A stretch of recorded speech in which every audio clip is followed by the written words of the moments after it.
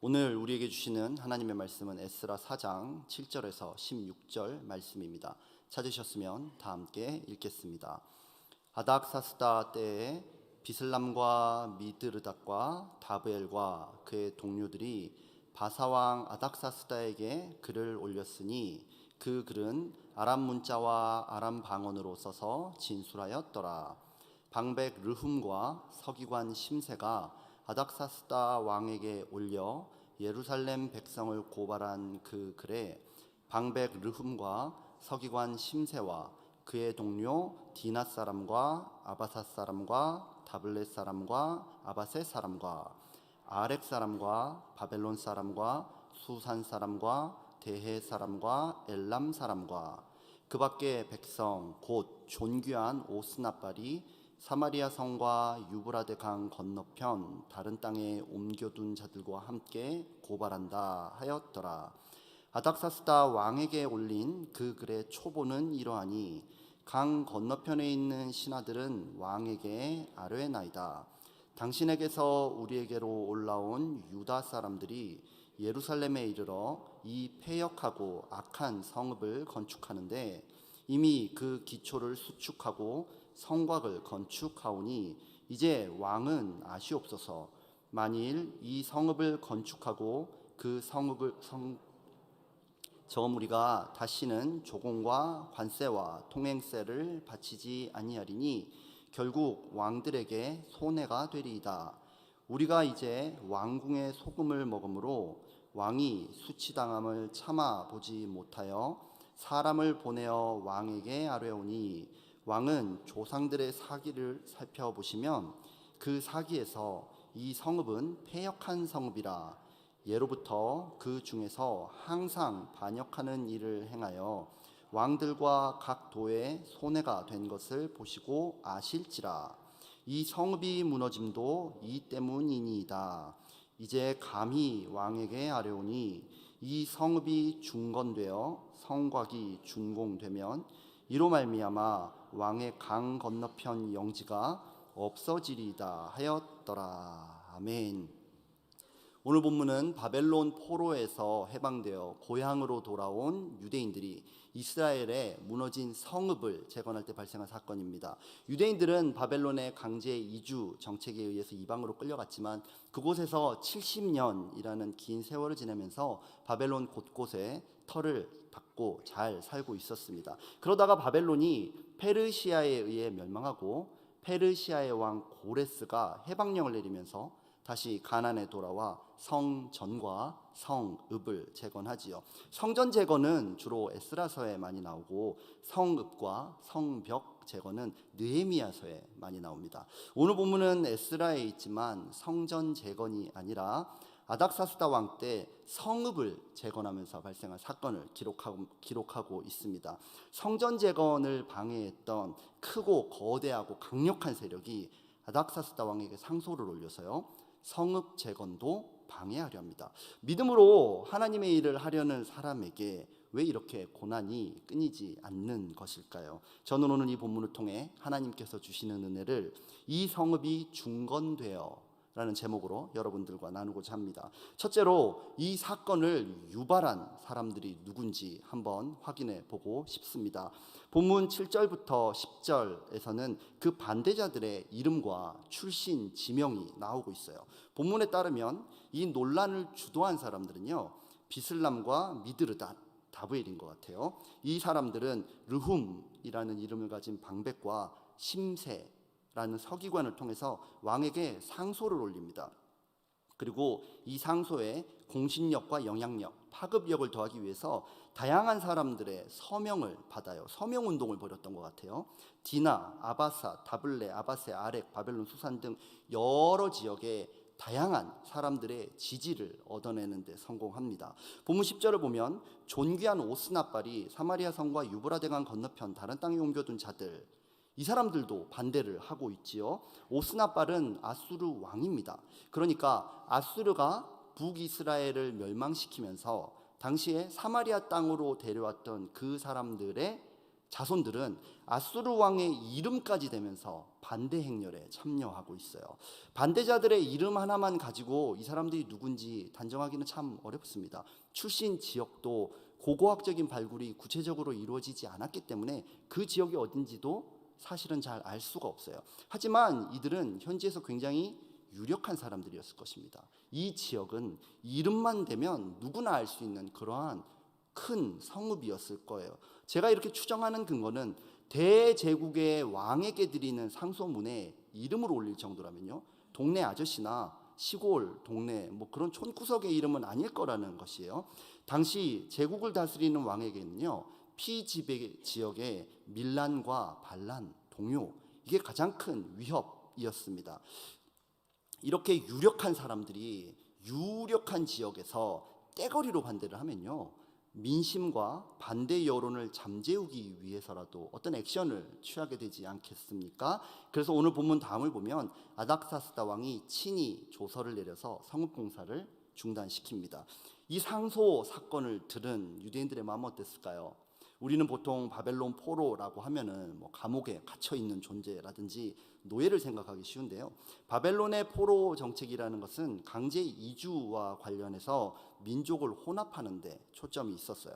그러니까 바벨론의 유대인들 중에는요, 다니엘처럼 높은 관직에 오른 사람도 있었고요, 또 경제적으로 풍요를 누리던 사람도 많았습니다. 무엇보다 70년이라는 긴 세월이 흘렀어요.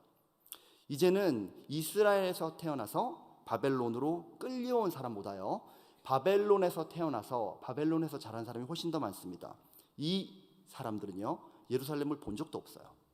물론 듣기는 했겠죠. 그렇지만 가본 적이 없는 새로운 땅이라는 것입니다.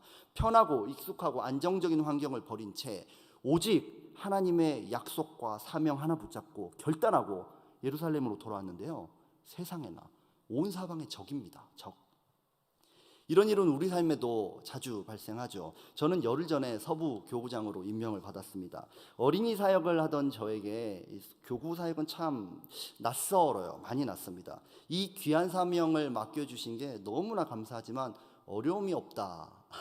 이렇게 말하면 거짓말일 거예요. 하나님께서 하나님이 저에게 주신 사명 하나 붙들고 교구 사역을 시작했는데 지난 열흘이 거의 1년 같습니다. 1년. 공동의회를 지나서 그런 걸 수도 있습니다. 오늘 에스라서의 저자처럼 저도 몇 가지 대적을 열거해 볼까요? 일단은 제가 경험이 없다 보니까요, 이것저것 놓치는 게 너무 많아요. 담임 목사님께서 정말 섬세하게 하나하나 지도해주고 계시고, 또 저희 교구 식구들이 제가 많이 불쌍한지 이거저거 가르쳐주고 도와주고 격려해줘서 정말 위기를 간신히 하루하루 넘어가고 있습니다. 체력의 한계도 많이 느껴요. 근데 무엇보다 저에게 가장 큰 대적은요, 제 능력의 한계입니다. 제 능력의 한계. 어린이 사역도요, 성인 사역 못지않게 참 어려워요. 참 힘들어요. 근데 어린이 사역을 할 때 제가 유리한 게 하나 있습니다. 일단 뭐 자녀가 4명 있다는 것도 유리한 점이지만 무엇보다 제가 그 시기를 살아봤다는 거예요. 어린이들의 시기를 저도 살아봤다는 겁니다. 근데 성인 사역을 해보니까요, 제가 경험해보지 못한 고난과 대적을 만난 분들이 참 많아요. 성도님들이 처해 있는 문제와 상황, 또 대적과 고난의 이야기를 들 때 저는 참 뭐라고 위로를 해야 할지 모르겠어요. 교구장인 제가 어떻게 도와드려야 할지 모르겠어요. 그래서 그냥 기도만 할 뿐인데요, 그럼에도 불구하고 제가 그분들의 아픔을 다 알지 못하고 충분히 공감하지 못하는 것 같아서 너무 죄송합니다. 성도들이 만난 대적의 이름이 뭔지 제가 잘 몰라요. 그 대적의 출신이 무엇인지 제가 잘 모릅니다. 그런데 참 신기하죠. 아무리 상황이 어둡고 위협적일지라도요, 문제와 대적이 아무리 크다 할지라도요, 단호하고 적극적으로 하나님의 말씀을 붙들고요, 기도로 부르짖는 분들은 반드시 그 다음 발걸음을 내딛습니다. 대적이 아무리 방해하더라도요, 하나님의 성전된 나, 그리고 그 성전을 둘러싸고 있는 성읍, 내 삶의 성읍에 벽돌 한 장을 올릴 수 있는 그 다음 발걸음을 내딛더라는 것이에요. 싸워서 이기려면요, 대적의 이름 알아야죠. 대적의 출신지 알아야죠. 그 세력이 뭔지 알아야죠. 그러나 그 모든 대적이요, 수만의 대적이 나를 위협한다 할지라도요, 아무 상관없습니다. 그 모든 것 너머에서 일하시는 하나님의 말씀에 반응하는 사람이라는 유년부 어린이도 상관없고요. 에녹회 어르신도 상관없습니다. 하나님의 약속과 말씀은 반드시 승리하는 줄 믿습니다. 시편 3편 6절에서 7절 말씀을 함께 읽어보겠습니다. 천만인이 나를 애워싸 나는 두려워하지 아니하리다. 여호와 구원하소서. 아멘. 오늘 여러분 앞에 놓인 수많은 문제와 대적 앞에서 여러분들은 무엇을 의지하려 하십니까? 둘째로 저는 반대자들이 왕에게 올린 상소문의 내용도 한번 보고 싶어요. 이 사람들이 죽어라고 성읍 재건을 반대하는 이유는요, 지금까지 자신들이 주인 행세를 하면서 누린 정치, 사회, 경제, 종교적인 기득권을 지키기 위해서예요. 그런데 왕한테 올리는 상소문에다가 내 밥그릇 좀 챙겨줘, 통촉하여 주시옵소서, 이거 안 되잖아요. 그러니까 본문 11절부터 16절까지 나온 상소의 내용을 한번 우리 구체적으로 살펴볼 필요가 있습니다. 성읍이 완공되면 유대인들은 페르시아 제국에 마땅히 내야 할 조공, 관세, 통행세를 내지 않을 것이고 이것은 제국에 굉장히 경제적인 손실이 클 거다, 이렇게 말하고 있죠. 또 그러면서 자기들은 페르시아 왕궁의 소금을 먹는 자다, 이렇게 소개하잖아요. 즉 왕으로부터 급여 혹은 경제적인 수혜를 받고 있기 때문에, 쉬운 말로 하면 이제 왕의 편이다 이거예요. 우리는 왕의 편이니까 이 사실 알려드립니다. 우리는 이렇게 충성된 사람들입니다, 이렇게 말하고 있는 거죠. 그런데 자기들과 정반대로 역사를 살펴보면 유대인들에게는 반항의 유전자가 있다는 거예요. 그래서 항상 반역을 일삼다가 성읍까지 무너졌는데 이 성읍이 재건되면 당연히 페르시아에 반란을 일으키지 않겠냐, 이렇게 말하는 겁니다. 결론적으로 보면 16절처럼 이 성읍이 중건되어 성곽이 준공되면 이로 말미암아 왕의 강 건너편 영지가 없어지리이다 라고 예측합니다. 내버려 뒀다가는 페르시아로부터 유대인들이 독립하지 않겠냐, 이런 전망을 내놓고 있어요. 대적들의 주장이 모두 지어낸 거짓말과 모함일까요? 아닙니다. 오히려 일리가 있어요. 역사적이고 정치적인 통찰력이 얼마나 뛰어난지 저는 이 상소문을 읽다가 깜짝 놀랐습니다. 실제로 유대인들은 외적의 침입에 아주 결사적으로 항전했던 역사적인 사례가 참 많습니다. 지금은 바벨론 포로에서 돌아왔기 때문에 힘이 없어요. 그러니까 참고 있지만 만약에 유대인들에게 힘이 생기면 어떻게 될까요? 유대인들의 최고의 비전은 언제나 다윗 왕국의 재건입니다. 대적들이 이걸 너무 잘 알고 있다는 사실이 저는 놀라워요. 유대인들이 고난을 받는 이유는 무엇일까요? 다윗 왕국을 향한 비전 때문입니다. 다른 말로 하면요, 이 비전 포기하면 인생 편안합니다. 박해? 그런 거 없습니다. 갈등? 그런 거 없어요. 결단할 필요? 그런 거 없습니다. 아무 고난도 없는 삶 살 수 있어요. 하나님을 믿는 우리가 다 잘 되어야 할 것 같은데, 그런데도 불구하고 고난이 있는 이유도 이것과 동일합니다. 우리가 이 세상에서 영원한 다윗, 예수 그리스도의 왕국을 꿈꾸고 만들어가는 사람이기 때문에 그렇습니다. 그래서요, 하나님의 말씀에 순종할수록, 하나님을 위해 더욱더 헌신할수록 사단은 오늘 상소문처럼 내 땅, 내 영지가 사라진다 하면서 우리 삶을 더욱더 휘저어버려요. 하지만요, 어떤 대적과 고난 앞에서도 하나님은 여전히 우리 손을 꼭 붙잡으시고요, 우리 삶의 성읍을 재건하시고요, 우리와 함께 벽돌을 한 장 한 장 한 장 쌓고 계신 분인 줄 믿습니다. 고난은 지나갈 거예요. 그리고 우리 삶은 영광스러운 회복을 맞이하게 될 줄 믿습니다. 오늘 우리는 이스라엘 성읍 재건을 반대한 대적들이 일으킨 상소문의 사건을 함께 읽었습니다. 오늘도 여전히 우리 앞에는 수많은 대적과 문제가 있습니다. 그 대적들은요, 권세가 있습니다. 그 수많은 이름과 출신 지역들은요, 페르시아 대제국의 왕도 움직일 능력이 있었어요. 그런데 우리에게는 더 나은 지역에 더 나은 이름이 있습니다. 이 이름은 페르시아의 왕, 그 정도가 아니에요. 온 세상의 창조주, 만왕의 왕, 전능하신 왕을 움직이는 이름입니다. 바로 나사렛이라고 하는 시골 촌 동네의 예수라는 목수의 이름입니다. 나사렛 예수. 그 이름에 능력 있는 이유는 무엇일까요? 우리를 위해 찢겨진 그분의 살에, 우리를 위해 흘리신 그분의 피로 쓰여진 이름이기 때문입니다.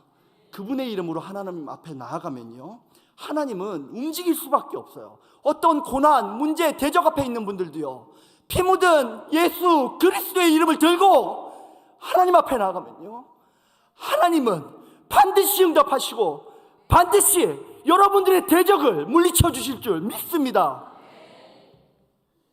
오늘 여러분들은 무엇을 들고 승리하려고 하십니까? 바로 그 예수 그리스도, 나사렛 예수 그리스도, 그분의 이름으로 여러분들 앞에 있는 수많은 대적을 이기고 승리하는 여러분들 될 줄 믿습니다. 아멘. 우리 다 함께 기도할까요? 주님 감사합니다. 우리 삶에서는 대적과 고난이 끊이지 않습니다. 왜냐하면 우리는 세상이 아니라 하나님 나라 백성이기 때문입니다. 세상 사람들은 이유도 모르는 고난을 당합니다. 세상 사람들은 이길 수 없는 고난을 당합니다. 그러나 우리는 이유를 알고 있습니다. 우리는 세상의 소금을 먹는 세상의 종이 아니라 하나님이 친히 들어 사용하는 하나님의 소금으로 부름받은 자들이기 때문입니다. 오늘도 하나님의 백성이라는 분명한 정체성과 사명을 가지고 적극적이고 단호하게 결단하여 나사렛 예수 그리스도, 그 놀라운 이름으로 대적을 물리치며 승리하는 우리 되게 하여 주옵소서. 모든 것을 감사드리며 예수님의 이름으로 기도합니다. 아멘.